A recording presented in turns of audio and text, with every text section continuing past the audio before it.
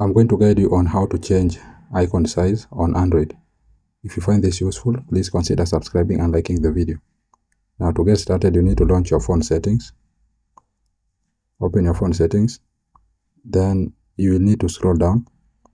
Then you are going to see home screen and wallpaper. Tap on it. It will land you here. So you just need to tap on home screen setting.